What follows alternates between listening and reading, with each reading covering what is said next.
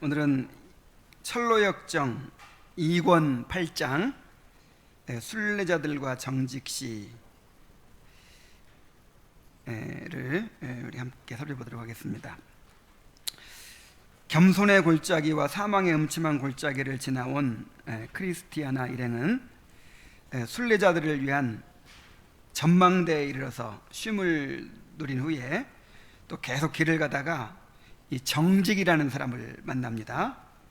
그래서 정직씨와 만나서 즐겁게 교제를 하고, 그 다음에 정직씨와 담대의 대화를 통해서 이 두려움이라는 이 순례자에 대한 이야기를 나누게 됩니다. 이 두려움이라는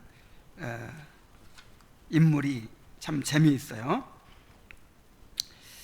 자, 한번 내용을 살펴보도록 하겠습니다. 자, 먼저 이제 순례자들을 위한 전망대에 가게 됩니다. 자, 그들은 한 언덕길을 오르고 있었는데 거기서 멀지 않은 곳에 순례자들을 위한 전망대가 있었다.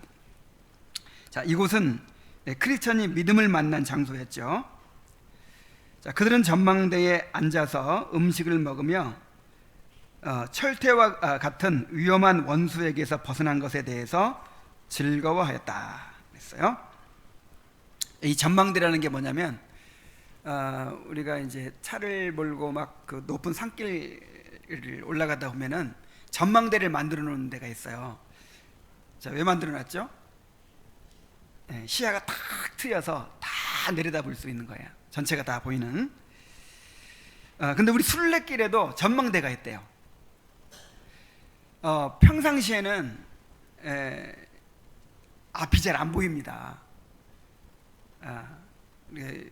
겸손의 골짜기를 지나고 사망의 음침한 골짜기를 지나고 막 이러면서 이렇게 사방이 가로막혀서 잘 안 보여요. 다시 말하면 우리가 항상 믿음이 충만해서 정말 하나님께서 우리의 길을 여시고 우리와 함께 하시고 또 우리를 어떻게 인도하실지를 막 내다보면서 그렇게 가는 거 아니죠.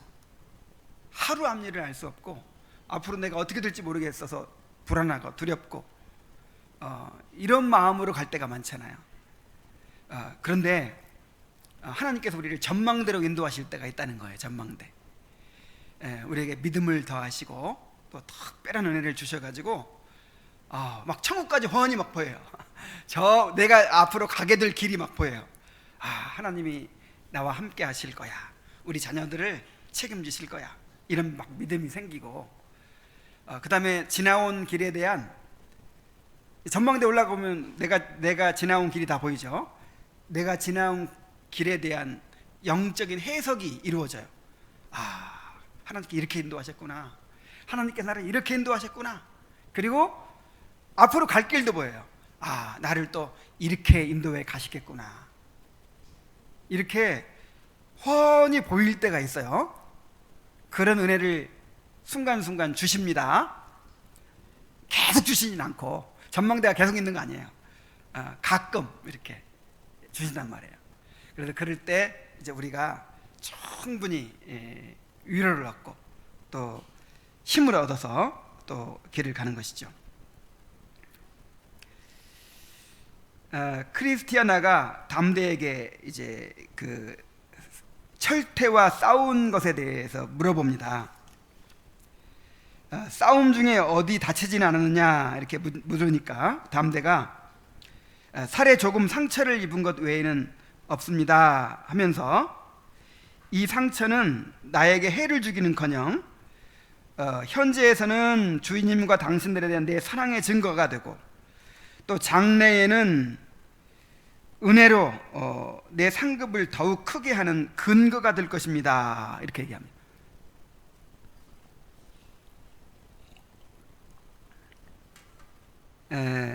바울 사도가 그런 말 했죠. 내가 내 몸에 예수의 흔적을 가졌노라 그랬어요. 자, 바울은 뭘 가지고 있었다고요? 예수님의 흔적이라는 게 무엇이겠습니까? 이 고난의 흔적이에요. 고난의 흔적. 예수님 주님을 따르고 또 주님의 사역을 감당하기 위해서 그렇게 고난받은 그런 상처들, 그것을 바울은 훈장처럼 여겼어요. 자랑스럽게 여겼어요. 그래서 이 지금 철퇴도 철퇴가 아니라 다음대도 그런 말을 하죠. 자, 그 영적 싸움 중에 입은 상처가 현재에는 무엇이 된다고요? 주님께 대한 사랑과 또 성도들에 대한 사랑의 증거가 된다. 그렇게 얘기를 했어요. 여러분, 주님 사랑하십니까? 또 이 교회를 사랑하십니까? 뭘로 알 수 있어요? 고난의 흔적이 있어야지. 주님을 위해 고난받은 흔적.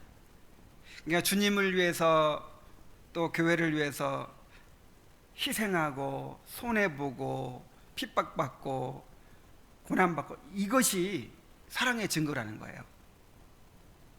말만 사랑한다고 하고 막상 조금이라도 손해볼 것 같으면, 또 희생할 것 같으면 발을 빼고, 이런 거는 사랑이 아니죠. 자, 현재는 사랑의 증거가 되고 내세는 상급의 증거가 된다는 거예요.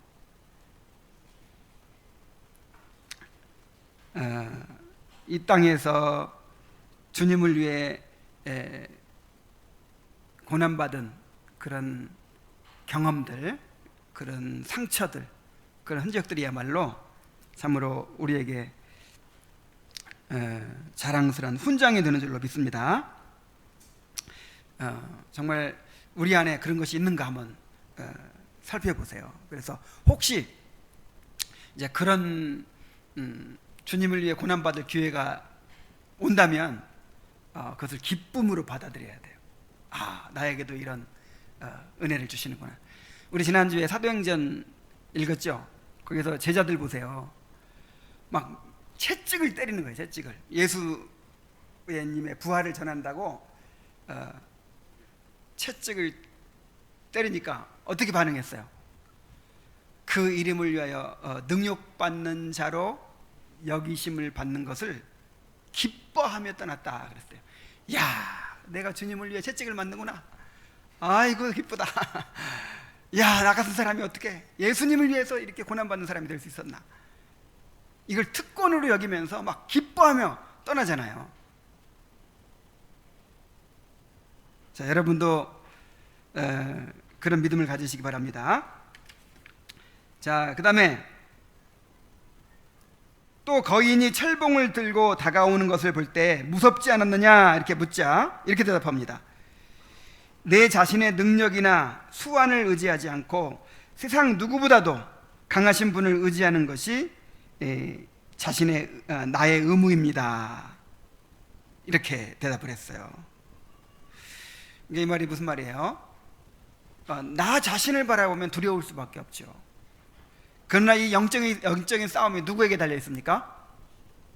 주님께 달려 있죠. 그래서 주님을 바라볼 때는 믿음과 용기와 힘을 얻게 되는 것이죠. 참 재미있어요. 철로 역정이.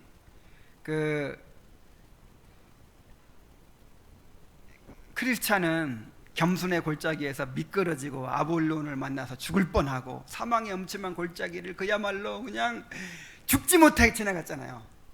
근데 크리스티아나와 자비심과 그 아이들은 너무 가볍게 잘 지나갔어요. 근데 또 나중에 나오는 두려움이라는 가장 연약한 사람은 너무 쉽게 지나갈 뿐만 아니라 나중에 죽음의 강도 너무 수월하게 지나가 버려요. 그러니까 우리의 구원이 우리에게 달린 게 아니라 이 말이에요. 야, 저렇게 믿음 좋은 사람도 저렇게 넘어지고 저렇게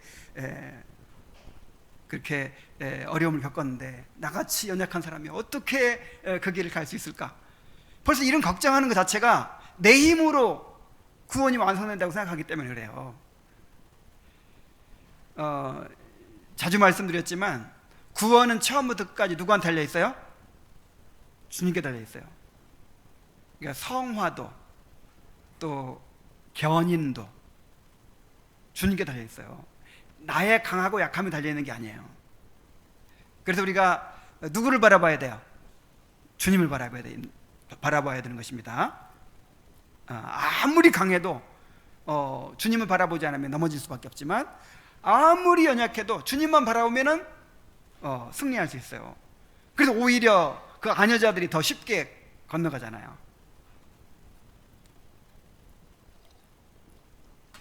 연약한 사람한테는 더 큰 은혜를 주십니다. 그리고 거인의 첫 공격에 이제 담대가 한쪽 무릎을 꿇었었잖아요. 그때 무슨 생각을 했느냐 이렇게 물으니까 또 이렇게 대답합니다. 내 주인님께서도 처음엔 쓰러지셨지만 결국 승리를 거두셨다는 것을 생각했습니다. 자, 영적 싸움에서 제일 중요한 것이 무엇이냐면 승리의 확신이에요. 무슨 확신? 승리의 확신. 이 이스라엘 백성들이 가나안 땅을 정복할 때 질 수도 있었을까요?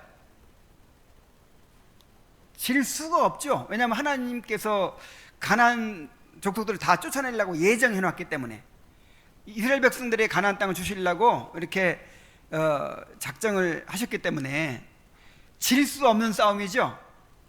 이미 승리가 예정되어 있는 싸움이에요. 이것은 여호와의 전쟁이에요. 여호와의 전쟁. 그래서 승리의 확신을 가지고 싸우는 겁니다. 이제 막 산지 족속들이 아낙 족속처럼 건장하고 철병거를 가졌고 이런 거에 좌우되는 게 아니에요. 그래서 여호수아와 갈렙 같은 사람은 그들은 우리의 밥이다. 하나님께서 그들을 우리에게 주셨다. 이렇게 주장을 하잖아요. 자, 가장 중요한 것, 영적 싸움에서 가장 중요한 것은 승리의 확신이에요. 그래서 담대는 그 철퇴가 휘두른 철봉에 맞아가지고 이렇게 넘어졌는데도 불구하고, 그래, 주님도 고난을 통해서 결국 승리하셨어. 나도 잠시 이렇게 넘어졌지만 승리할 거야 라는 확신을 가지고 다시 일어섰다는 거예요. 우리는 때때로 넘어질 수 있지만 우리 주님께서 승리하셨기 때문에 반드시 승리합니다. 이미 승리가 예정된 싸움을 싸우는 거예요. 잠언 24장 16절 말씀 함께 읽어봅시다. 시작. 대저 의인은 7번 넘어질지라도 다시 일어나려니와 악인은 재앙으로 인하여 엎드러지느니라. 자, 7번 넘어져도 다시 일어난다 이 말이에요. 왜냐하면 우리 주님이 승리하셨기 때문에 이미 승리가 보장이 되어 있어요. 그래서 우리가 포기하지 않는 한 승리할 수 있습니다. 그러자 마태가 그 골짜기를 무사히 통과하게 도와주시고, 특히 그 흉악한 원수의 손에서 우리를 구원해 주신 하나님의 은혜가 참으로 놀랍고 감사하다고 하면서, 하나님께서 이러한 골짜기에서 우리를 건져내심으로 그의 사랑을 우리에게 확실히 증거해 주셨기 때문에 이제는 우리가 더 이상 하나님을 의심할 필요가 없을 것 같다고 그렇게 이야기를 합니다. 이게 무슨 말입니까? 하나님께서는 말씀을 통해서 우리에게 이제 증거해 주시죠. 내가 너와 함께한다. 내가 너를 보살피고 있다. 자, 말씀으로 이렇게 증거해 주시죠. 근데 말씀으로만 증거해 주시는 것이 아니라 실제로 또 삶의 증거를 통해서도 우리에게 나타내 주십니다. 그래서 이 아볼론과의 싸움에서도 이기게 하시고, 또 이런 철퇴와의 싸움에서도 이기게 하시고, 이런 것들을 통해서 하나님이 우리를 사랑하시는구나, 그걸 깨달아야 된다는 것이죠. 이런 경험들을 통해서 하나님이 우리에게 증거해 주신다는 거예요. 하나님이 그런 뿐 아니죠. 사실 우리가 칼빈은 말하기를 우리가 날마다 먹는 음식도 하나님이 우리를 증거해 주시는 거라 그랬어요. 우리에게 내가 너희를 이렇게 사랑하고 있다. 내가 너희를 이렇게 보살피고 있다. 이 강단에 목사가 딱 말씀을 읽고 서는 것도 하나님께서 우리를 얼마나 긍휼히 여기시는지를 증거하시는 거라고 그랬어요. 하나님께 보여주시는 증거입니다. 특히 어려움 가운데서 우리를 건져주시고 우리의 기도를 응답해 주시고 도와주시고 이런 것들은요, 하나하나가 다 하나님께서 우리를 사랑하신다는 증거를 보여주신 것이고 또 우리를 돕고 계신다는 증거를 보여주신 거예요. 그래서 이스라엘 백성들은 어떤 큰 경험을 할 때마다 거기다가 기념비를 세우잖아요. 기념비. 자, 기념비를 왜 세우죠? 잊어버리지 않겠다, 반드시 기억하겠다, 이런 다짐이죠. 근데 기념비를 안 세우고 그냥 지나가 버려요. 그래서 만약에 또 어려움이 닥치면 과거에 하나님께서 함께 하셨던 은혜를 잊어버리고 다시 불신에 빠지는 거예요. 의심하고 두려워.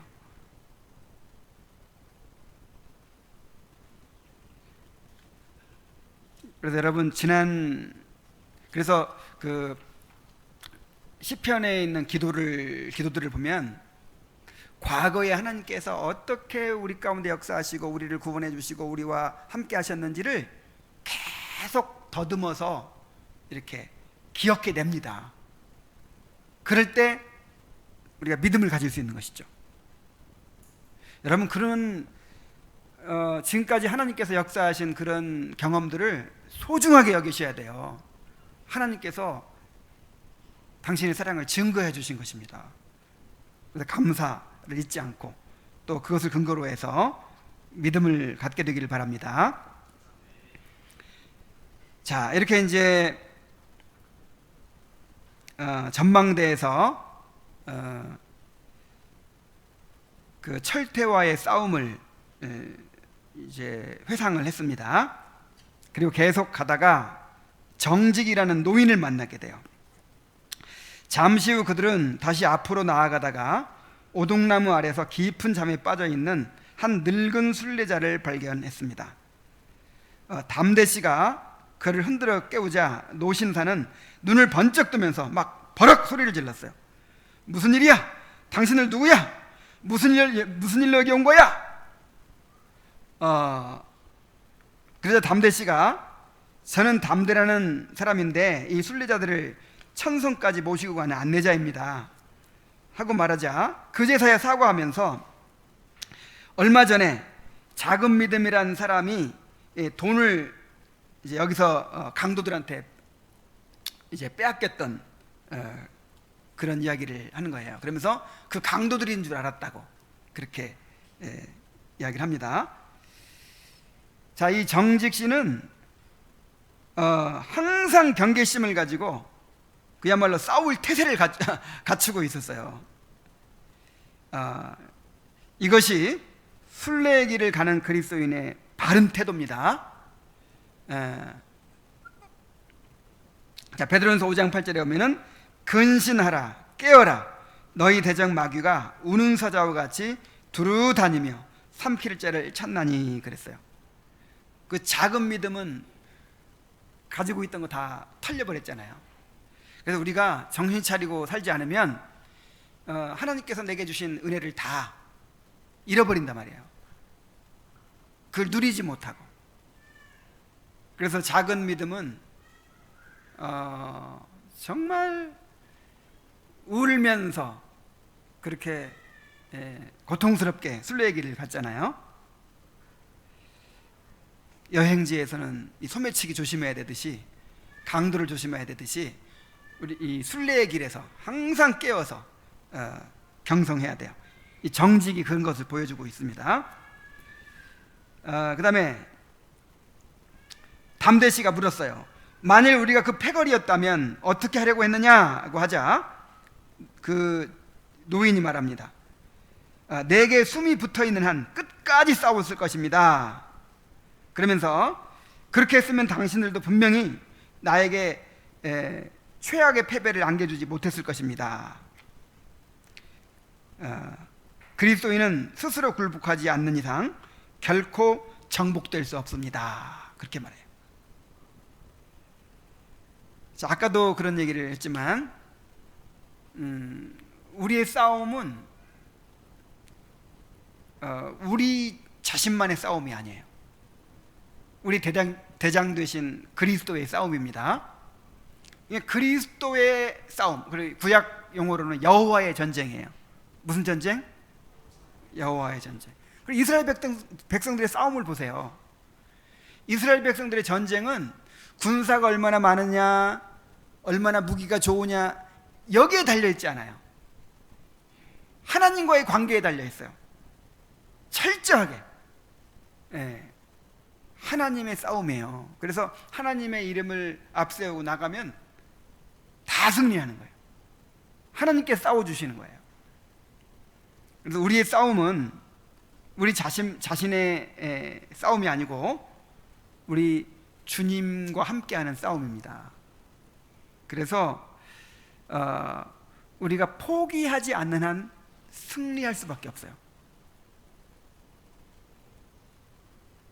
이 노인은, 이 정직이란 노인은 그것을 알고 있는 거예요. 내가 숨이 붙어 있는 한 끝까지 싸웠을 것이라고. 그러면 당신들이 아무리 나를 덤볐어도 나를 쓰러뜨리지 못했을 거라고. 승리의 확신을 가지시기 바랍니다.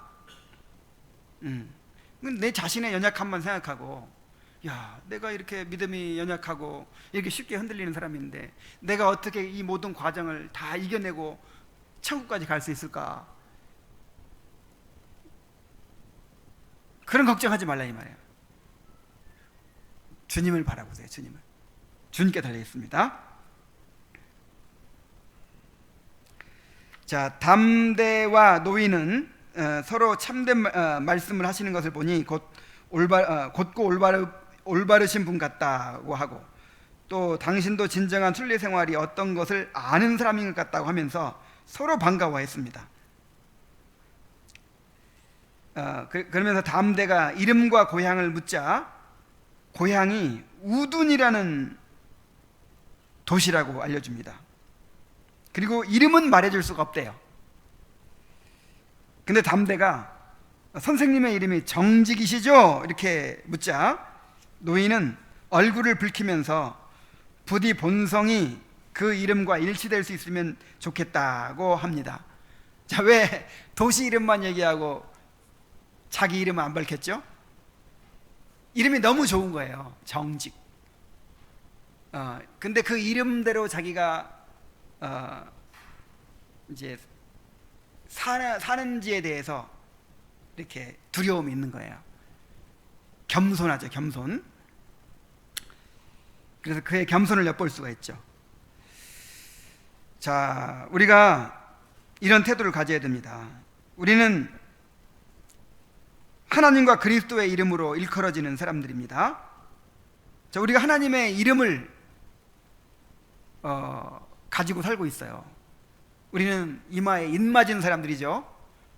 우리 이마에 우리가 14만 4천이잖아요. 하나님의 인이 찍혀 있단 말이에요. 하나님이, 이 사람은 나의 소유다. 여호와의 이름이 찍혀 있다 이 말이에요.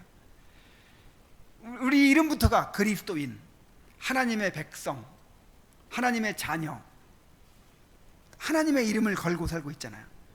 그래서 그 이름에 걸맞는 삶을 살고자 해야 됩니다. 내가 과연 하나님의 백성으로 살고 있는지, 과연 하나님의 자녀로 살고 있는지, 내가 그리스도인으로 살고 있는지, 신자로 살고 있는지 늘 자기를 점검하면서 이 정직처럼 그렇게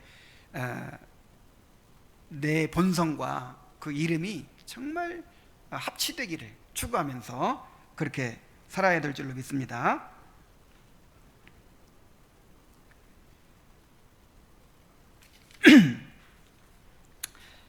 자, 정직이 어떻게 내 이름을 알았느냐고 하자 담대는 주인님으로부터 당신 이야기를 들었다고 하면서 멸망의 도시보다 못한 그런 곳에서 순례자가 나올 수 있다는 사실에 의아한 생각이 든다고 했습니다. 그러자 정직은 이렇게 대답합니다. 우리는 태양으로부터 멀리 떨어져 있기 때문에 더 춥고 무감각하지만 빙산 위에 사는 사람이라도 그에게 의로운 태양이 떠오르면 얼어붙은 마음이 녹을 수 있다. 이렇게 얘기를 합니다.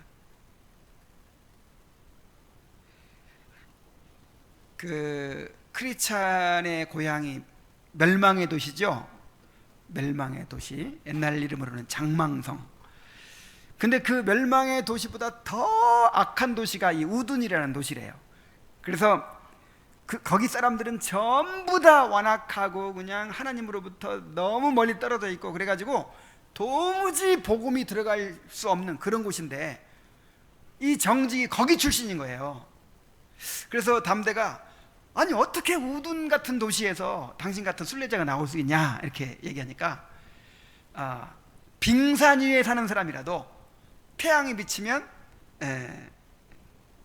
어떻게 될 수 있다? 얼어붙은 마음이 녹을 수 있다. 그러니까 구원은 처음부터까지 하나님의 은혜로 되는 거예요. 하나님의 은혜로. 예수 믿게 되는 거는 우리 본성에서 나오는 게 아니에요. 예수님께 대한 믿음은 인간의 본성에서 나온 것이 아닙니다. 그래서 사람들이 그런 말을 하죠. 저 사람은 예수 잘 믿게 생겼다. 이 사람은 절대 예수 안 믿게 생겼다. 그 말이 맞는 말이에요, 틀린 말이에요? 틀린 말이에요. 누구도 성령의 재창조의 역사가 없이는 예수 믿을 수 없어요. 누구도. 그리고 아무리 완악한 사람이라도, 아무리 예수님과 관계가 없어 보이는 사람이라도 성령께서 역사하시면 예수님께 굴복할 수밖에 없어요. 그래서 우리 그 칼빈주의 5대 교리 가운데 뭐가 있어요? 불가항력적 은혜라는 게 있죠. 불가항력적 은혜. 이 알미니안주의자들은 가항적 은혜를 주장해요. 그러니까 하나님이 막 역사하셔도 예수를 믿도록 죄를 깨닫게 하시고, 그 다음에 눈을 열어서 예수님을 바라보게 하시고, 막 그리고 성령이 역사하셔도 내가 거부하면 그만이다 이 말이에요. 그러나 우리 칼빈주의에서는 불가항력적 은혜를 믿어요. 그러니까 하나님께서 한번 이 사람을 변화시키려고 역사하시면 거절할 수 있어요, 없어요? 없어요. 누구를 다 꼬꾸라질 수밖에 없어요. 바울을 변화시킨 거 보세요. 바울은 예수님을 미워하고 예수 믿는 사람을 핍박하던 사람이었잖아요. 살기가 등등해가지고 예수 믿는 사람을 이제 잡아 가두려고 막 담에색으로 가는 중에 예수님께서 그를 돌이켜버리셨잖아요. 완전히 바꿔버리셨잖아요.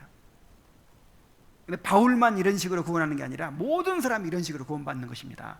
모든 사람이 중립 상태에 있는 게 아니고 모든 사람이 하나님을 반역하는 상태에 있어요. 모든 사람이 하나님을 미워하는 상태에 있어요. 그런데 하나님을 사랑하게 만들고 예수님을 구주로 믿게 만드는 것은 바로 성령께서 그 사람의 심령을 재창조하시는 겁니다. 자, 마태복음 19장 24절로 26절에 보면은 다시 너희에게 말하노니 낙타가 바늘기로 들어가는 것이 부자가 하나님 나라에 들어가는 것보다 쉬우니라 그랬어요. 이 말이 무슨 말이에요? 인간으로서는 불가능하다. 부자가 천국에 들어가는 것이, 그러니까 지금 이 부자는 어떤 부자냐면, 부자라고 해서 다 똑같은 게 아니고 지금 재물을 신으로 삼고 있는 거예요. 재물을 우상으로 삼고 자기 행위를 의지하고 있는 그 부자 청년을 지금 말하는 거죠. 이런 사람은 구원받기 어렵다. 얼마큼 어려워요? 낙타가 바늘기로 들어가는 것보다 더 어렵다. 그게 불가능하다는 거죠. 그래서 제자들이 물었어요. 제자들이 듣고 몹시 놀라 이르되 그렇다면 누가 구원을 얻을 수 있으리까? 제자들은 놀랬어요, 그 말에. 그러니까 유대인들 당시에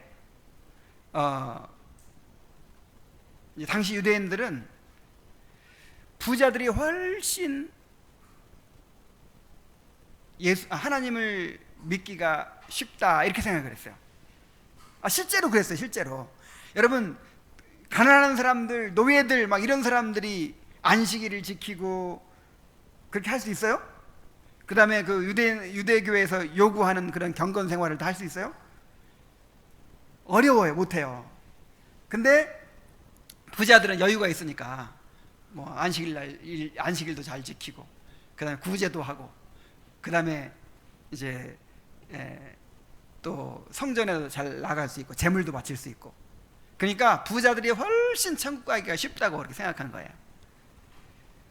그래서 놀래가지고, 그러면 누가, 부자들도 그렇게 어려운데 그럼 도대체 누가 구원을 받을 수 있겠습니까? 그래서 예수님께서 이렇게 말씀하십니다. 사람으로는 할 수 없으나 하나님으로서는 다 하실 수 있느니라. 자, 구원은 하나님의 일입니다. 자, 구원은 누구의 일이라고요? 하나님의 일. 인간의 일이 아니에요. 하나님이 구원하시는 것이지 내가 구원을 얻어내는 게 아니에요. 그래서 어떤 사람이라도 하나님께서 작정하시면 다 변화시킬 수 있습니다. 정직은 크리스티아나와 아이들과 자비심에게 일일이 사랑의 거룩한 입맞춤으로 인사를 하면서 그들의 이름을 묻고 그동안 어떻게 지내왔는지 경험을 묻고 또 그들의 이야기를 듣고 크게 기뻐하면서 그들의 이름을 따라 복을 빌어줍니다. 성도의 아름다운 교제를 보여주죠. 로마서 16장 20절에서 너희는 거룩하게 입맞춤으로 서로 문안하라 그랬어요.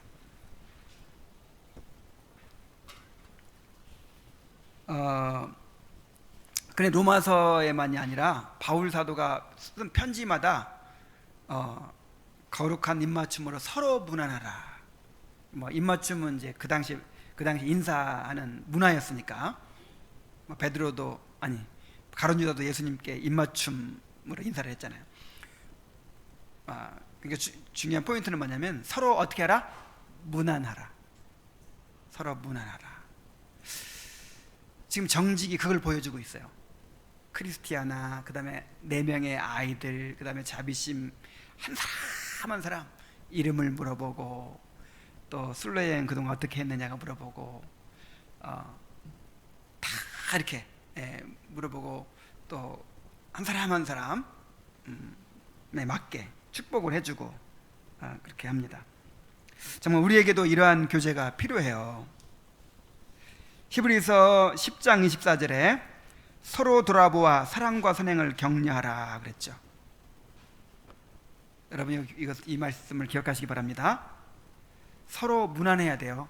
그리고 서로 돌아보고 사랑과 선행을 격려해야 돼요. 자, 오늘날은 그 인터넷이 발달한 시대여서 점점 사람들이 산만해지고 있대요. 점점 산만해지고 있고,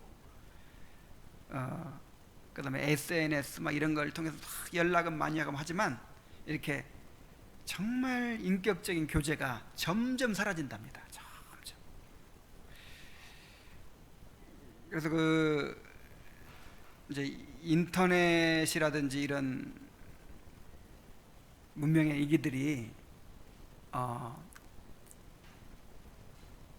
특히 뭘 앗아가고 있냐면요, 이 묵상하는 능력 있죠. 잠잠히 하나님을 묵상하고 하나님 행하신 일을 이 묵상하는 능력을 앗아가고요. 특히 이 인격적인 교제, 사람들과 대화하고 사람들과 이렇게 긴밀히 교제하는 이 능력을 앗아가고 있대요.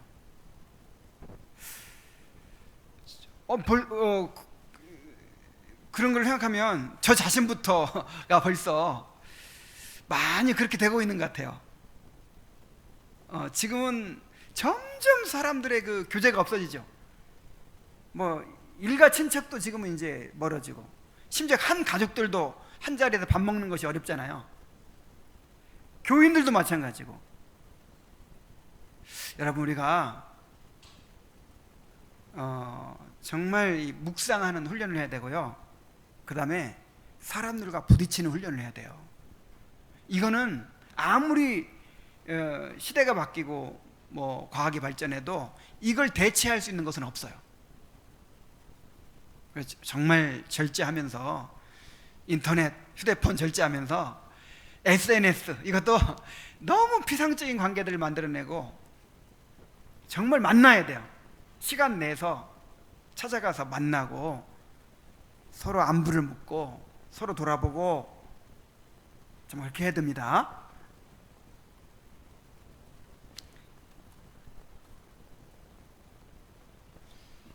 자, 이제 그 두려움이라는 사람에 관한 이야기를 서로 나누게 됩니다. 아주 재미있는 캐릭터예요. 자, 그들이 함께 길을 가면서 담대가 정직 노인에게 묻습니다. 혹시 같은 마을에 살다가 순례길을 떠난 두려움 씨를 아십니까? 그러자 정직은 그와 오랜 친구로서 그를 잘 안다고 하면서 그는 자기가 평생 만나본 그 어떤 순례자보다도 골치 아픈 순례자였다, 이렇게 이야기를 합니다. 담대는 자신이 그를 집에서부터 천성까지 안내해 주었다고 하면서 안내를 하다 보면 그런 사람들을 종종 만나기 때문에 잘 참을 수 있었다고 합니다. 정직이 두려움의 순례 여행이 어떠했는지를 묻자 담대는 다음과 같이 이야기를 해줍니다. 자, 이거 잘 들어보세요. 이름 그대로 이 사람은 두려움이 많은 사람이에요.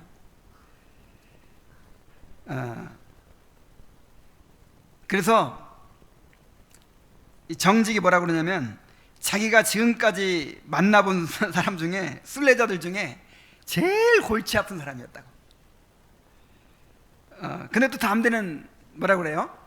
순례자들 중에 그런 사람이 종종 있기 때문에 나는 참을만 했습니다. 내가 그 사람을 집에서부터 천성까지 안내해 주었습니다, 이렇게 이야기를 해요. 자, 이 사람에 대해서 한번 잘 들어보세요. 이제 어떤 사람인지. 자, 대략을 한번 제가 소개해 드릴게요. 신자들 가운데는 소심하고 두려움이 많은 사람이 있습니다. 지금 철로역정에도 그런 사람이 몇 사람 나왔어요. 그 작은 믿음이라는 사람, 그리고 자비심도 그랬죠. 이런 부류의 사람들인데 특히 이 두려움 씨는 그러한 성향이 아주 강한 그런 모습을 보여줍니다. 자, 이런 사람들은 한마디로 말해서 구원의 확신을 누리지 못하는 사람이에요. 구원의 확신이 없는 사람들. 끊임없이 자신의 부족함을 생각하고 스스로 자격이 없다고 여겨서 주님의 약속을 주장하지 못하고 심판을 두려워하고 평안과 위로를 누리지 못합니다. 늘 자신의 영혼에 대하여 두려워하고 불안하기 때문에 자기도 힘들고 또 주위 사람도 힘들어요. 그래서 그 정직이 자기가 만나본 순례자들 중에 제일 골치 아픈 사람이었다, 그런 얘기를 하잖아요. 자, 그러나 이 사람이 구원 받은 사람이에요, 안 받은 사람이에요? 구원 받은 사람이에요. 천성까지 지금 간 사람이에요. 이미 천국 간 사람이에요.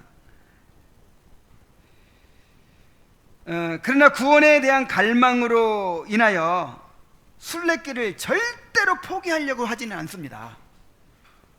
그러니까 죄에 대한 각성이 있어요. 자기가 얼마나 죄인지를 알아요, 이 사람은. 그리고 구원을 갈망해요. 천국을 갈망해요. 그래서 그렇게 두려워하고 그렇게 자격이 없다고 느끼고 그렇게 머뭇거리면서도 포기해요, 안 해요? 포기 안 합니다. 하여간 은혜 받는 자리는 꼭 가고요. 모임에는 꼭 참석하고 말씀을 사모하고 은혜를 사모해요.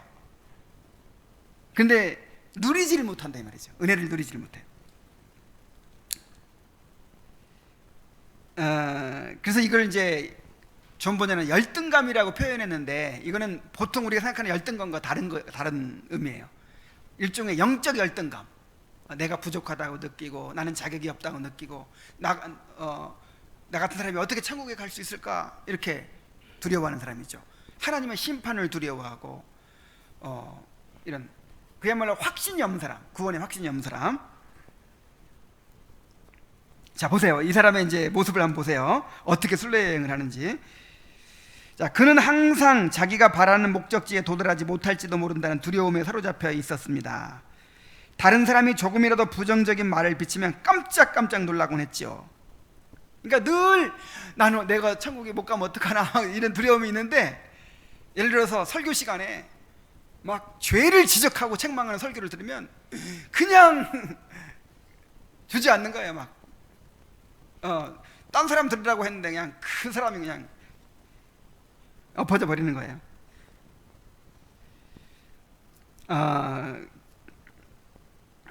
그는 낙심의 늪에서 한 달 이상을 울며 불며 주저앉아 있었어요. 자, 낙심의 늪에서 빠져가지고 한 달 동안 그냥 엉엉 울면서 주저앉아 있었다는 거예요. 빠져나오지 못하고. 그는 여러 사람들이 앞질러 가는 것을 보았지만 그들이 손을 내밀어도 뿌리치고 거기서 나오지 않았어요. 내가 손잡아 줄 테니까 나오세요 해도, 아유, 나는 자격이 없어요, 나간 사람은 갈 수가 없어요, 이러고는 주저앉아 있었던 거예요. 그러면서도 다시 돌아가는 것은 한사코 거부했습니다. 천성에 가지 못할 바에야 차라리 죽어버리겠다고 했어요. 그러나 조그만 난과만 만나면 풀이 죽고 누가 버린 지푸라기라도 길에 놓여 있으면 거기에 걸려 넘어지곤 했습니다. 누가 지푸라기를 버렸어요. 근데 거기도 걸려 넘어져.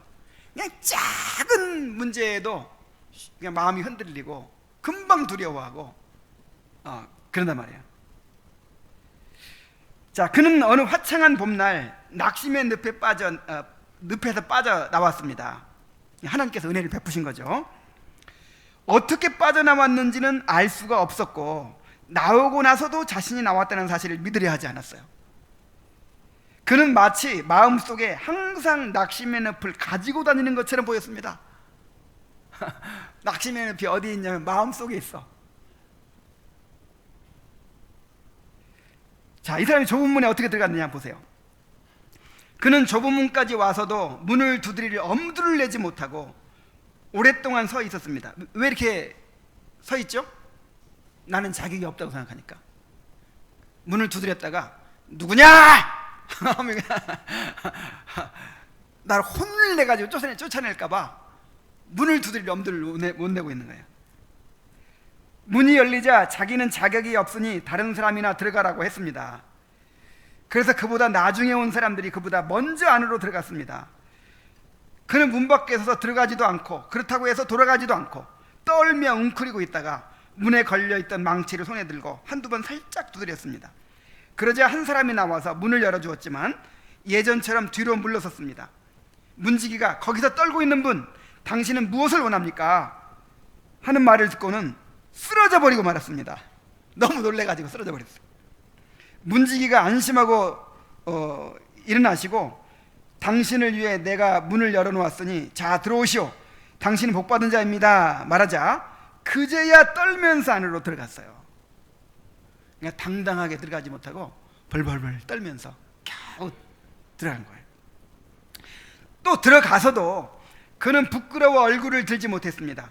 거기서 얼마 동안 대접을 받은 후에 앞으로 가야 할 길에 대하여 지시를 받았습니다.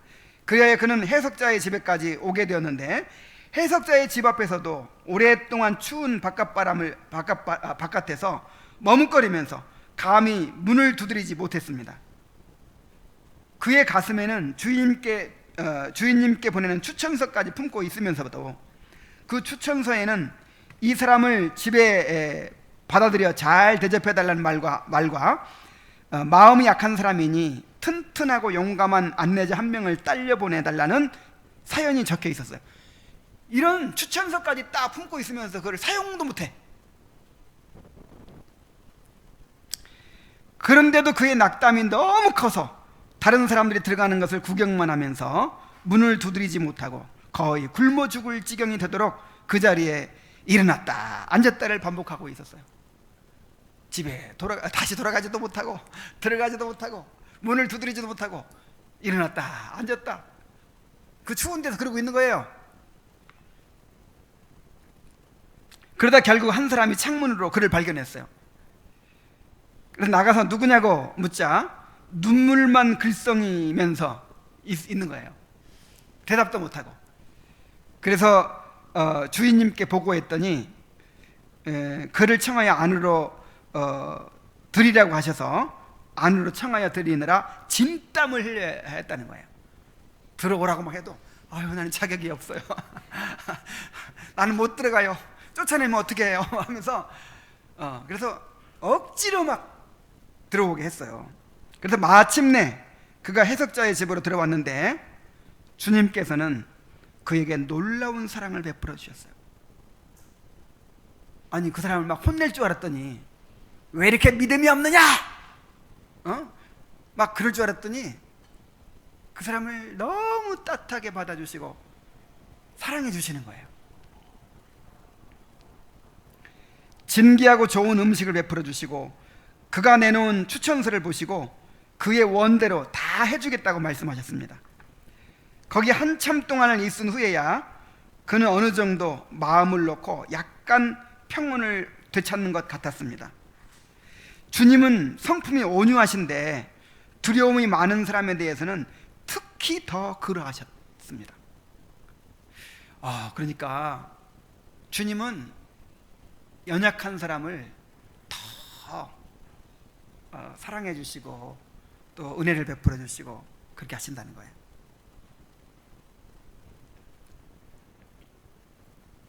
주인님께서 이렇게 잘 대해 주셨기 때문에 그가 용기를 얻을 수 있었습니다. 그가 집에 있는 것들을 다 구경하고 천성으로 떠날 준비를 갖추자 주인님께서는 그에게도 정신나게 하는 음료수 한 병과 부드러운 음식을 주셨습니다. 자, 이제 이 두려움 씨의 순례 여행이 순례 여행 이야기를 언제까지 하냐면 그 천성에 들어갈 때까지 해요. 그래 아직 일부예요, 일부. 다음 주에 나머지를 한번 살펴봅시다. 그래서 이 두려움 씨를 통해서 우리가 무엇을 알 수 있습니까? 참 믿음을 가진 사람들 가운데도 이렇게 구원의 확신을 갖지 못하고 두려워하며 순례의 길을 가는 사람들이 있다는 거예요. 이 담대가 이런 사람을 종종 만났다. 이런 사람을 자주 내가 안내했다. 그러죠? 그러니까 여러분, 이 교회 안에는 구원 받았지만 분명히 거듭나고 믿음이 있지만 구원의 확신을 누리지 못하고 두려워하고 항상 이렇게 떠는 사람이 있어요. 주님은 이런 사람들을 사랑하시고 특별한 은혜를 베푸십니다. 두려움은 주님의 은혜를 힘입어. 여러분 한번 생각해 보세요. 믿음이 좋은 사람도 뭐 겸손의 골짜기나 사망의 음침한 골짜기나 아니면 무슨 또 어딥니까? 막 나중에 그 죽음의 강을 건너는 거나 겨우 건넜잖아요. 그죠? 근데 이 두려움이 어떻게 거기를 갈 수 있을까? 상상이 안 되죠? 못 갈 것 같죠? 근데 제일 수월하게 갔어요. 나중에 이제 다음 주에 보면 아는데 그 죽음의 강도요, 갑자기 그 사람이 들어가니까 죽음의 강 앞에서는 너무 두려워가지고 그냥 죽을 것 같았어요. 근데 막상 들어가니까 물이 점점점 줄어들더니 발목밖에 안 차는 거예요. 그래가지고 수월하게 건너가 버리는 거예요. 사망의 음침한 골짜기 입구에서도 막 거의 막 기절할 것 같았는데 그냥 어떻게 수월하게 지나가 버린 거예요. 그러니까 하나님께서 약한 사람들에게는 특별히 더 은혜를 베푸십니다. 이게 구원이 우리한테 달려있는 게 아니라 이 말이에요.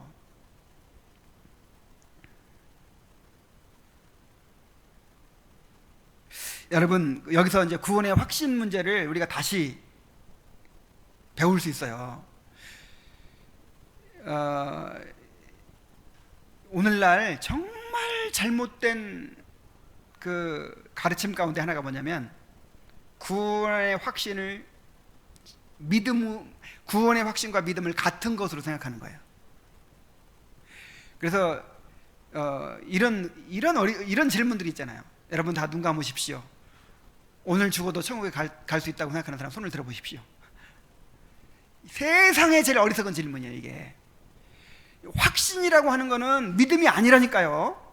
믿음과 별개라니까요. 자, 똑같은 믿음이 있어도 그것이 확신으로 나타날 수도 있고 확신이 없을 수도 있어요. 자, 확신이 있는 사람이 믿음이 없을 수도 있다 이 말이에요.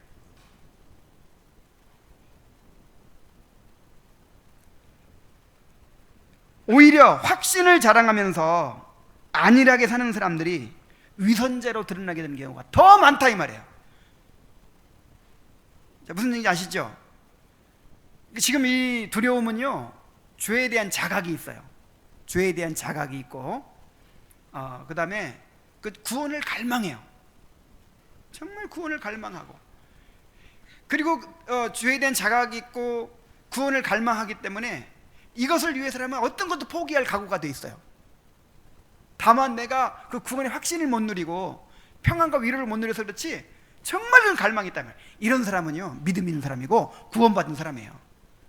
그런데 나는 오늘 이 세상을 떠나도 천국 갈 자신 있어, 나는 확신이 있어, 이렇게 주장하면서 정말 천국을 사모하지 않고 또 주님을 사랑하지 않고 정말 영적인 갈망이 없고 이런 사람은 믿음이 없는 사람일 가능성이 많아요. 구원받지 못하는 사람일 가능성이 많아요.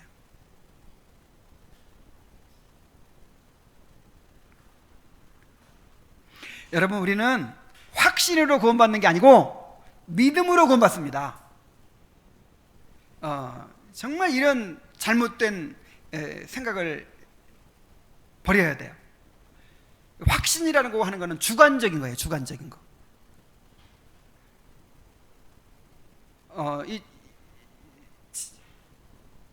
집에 가스불을 켜놓고 온 것 같은 느낌이 드는 거예요, 마음에.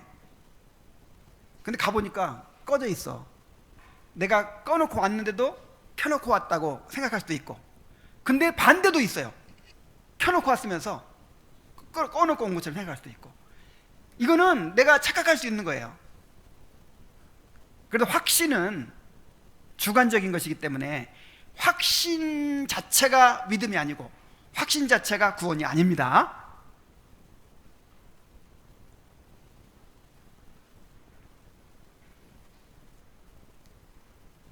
자, 그래서 이제 그 이후에 이제 순례 여행은 다음 주에 살펴보기로 하고, 자, 우리 중에도 이런 성향을 가진 사람들이 있을 수 있어요. 자, 이런 사람들 우리가 어떻게 대해야 할까요? 에이, 믿음도 없고 왜 그렇게 봅니다. 왜 그렇게? 그래서 안 되겠죠. 그런 사람들을 이렇게 배려해주고 또 사랑하고 배려해주고 돌봐주고 그렇게 해야 되겠죠. 왜냐하면 주님께서 그런 사람들을 이렇게 사랑하신다고 했잖아요. 특별히 은혜를 베푸신다고 했잖아요. 예를 들어서 이제 좀 뭐 똑같은 건 아니지만 그 초대교회에도 예를 들어서 우상의 제물을 못 먹는 사람이 있었죠. 우상의 제물 먹어도 돼요, 안 돼요? 상관없죠. 우상의 제물 먹어도 됩니다. 근데 아주 민감한 양심을 가진 사람, 그 다음에 두려움이 많은 사람이 있단 말이에요. 그래서 연약해가지고 그걸 못 먹어요. 먹으면 막 꿈자리가 사납고 막 그리고 못 먹는 사람이 있어. 그럼 그런 사람은 어떻게 해야 돼요?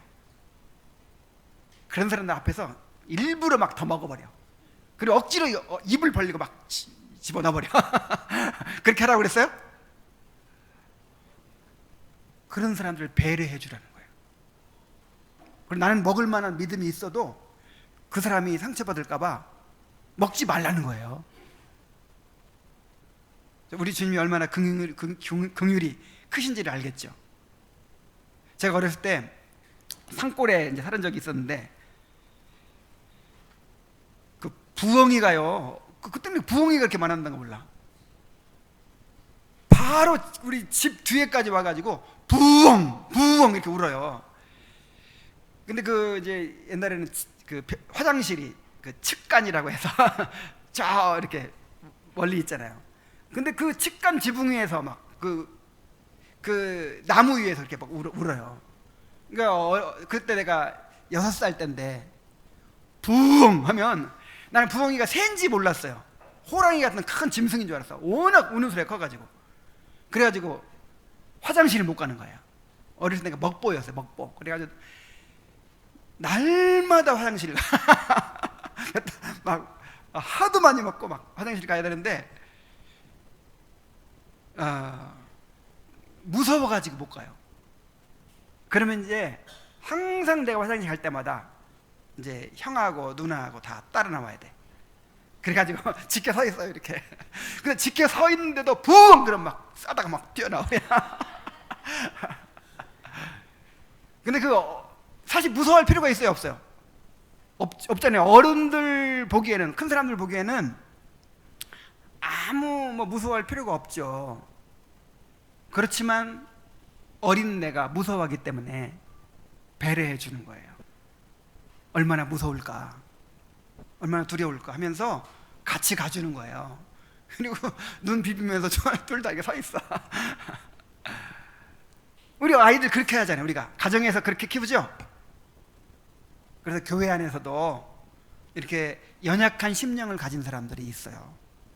주님께서 그런 사람을 사랑하십니다.